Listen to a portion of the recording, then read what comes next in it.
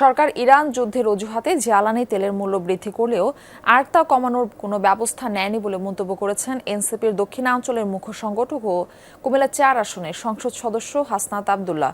রোববার রাতে পিরোজপুরের নেসারাবাদ উপজেলা পরিষদের সামনে এনসিপির পথসভায় এই কথা বলেন তিনি। বলেন, এই সরকার দায়িত্বে আসার পর গ্রামাঞ্চলে লোডশেডিং মারাত্মকভাবে বেড়েছে। দ্রব্যমূল্য নিয়ন্ত্রণেও সরকার ব্যর্থ বলে দাবি করেন হাসনাত।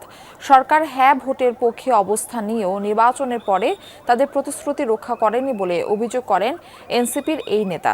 এনসিপি নির্বাচনের আগে জনগণকে যে প্রতিশ্রুতি দিয়েছিল তা বাস্তবায়ন করছে বলে দাবি করেন তিনি।